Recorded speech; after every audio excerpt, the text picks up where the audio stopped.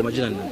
Kwa majina naitwa Musongela Matimanyi Esther. Ulikimbia vita ulitokea wapi na leo uko wapi? Nilitoka Ruchuru nikakimbilia Tongo, nikatoka Tongo nikakimbilia Bambo. Nikatoka Bambo nikakimbilia Mweso, nikatoka Mweso nikaenda Kichanga. Kutoka Kichanga nikakimbilia Sake. Sake nikakimbilia hapa mpaka leo niko hapa Bweremana. Alo mama, tutaongea na we tusikie shida zenye wamama biko nazo. Tuache shida za chakula, shida za nafasi za kulala paske zile ziko za nafasi nyingine. Nyie wamama umukambi mnaishi mko na shida gani? Shida ni za mingi. Kwanza magonjwa inatupiga sana. Tuko na gonjwa hatupate dawa. Kukimbia tunalala mubaya. Hatuna nafasi ya kukimbilia. Masasa italia hatuna kwa kukimbia, unalala tu chini. Hauna nafasi ya kwenda.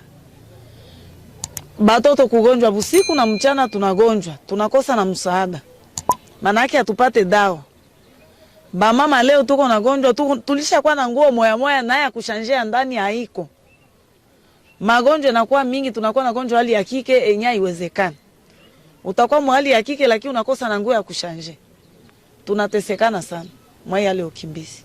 Na ni magonjwa gani ya mama mko napata mwa hali mko naishi? Kuko ba mingi biko na gonjwa, unakuwa na senye tu. Bengine bana gonjwa uko nashindwa kukoyola, mikoyo inakuwa nguvu. Kuko bengine biko na gonjwa, magonjwa ba ventre matumbo inatutabanisha sana. Na matoileti zenye mko nazo hapa zinawasaidia nyinyi mama kutokuwa na magonjwa? Toilette ziko lakini hatuna dawa ya kutia ndani. Toilette ziko tulikuwa napata dawa sasa vita ilikuwa yazuka sana. Lakini tangu vita zilizuka hakuna dawa, tutapata msaada wapi? Hatuna. Na utuambie mpaka sasa msaada gani mlishapata? Hakuna. Tulishabakia tu vile. Tunabakia tu vile, tunaikala hapa tunachunga mapenzi ya Mungu. Juu tulishachoka na ukimbii. Wewe ulikimbia na watu wangapi? Niko na watoto 7. Bagarso 3 na bafie 4. Na unafanya namna gani ili wapate chakula kwa mfano? Ilifo maana yake sana nitajikaza niseme niende natafuta niende na lomba niende nikutuma watoto one watoto walenda tangu asubuhi. Bikwenda na lomba tu. Kusudi tukule.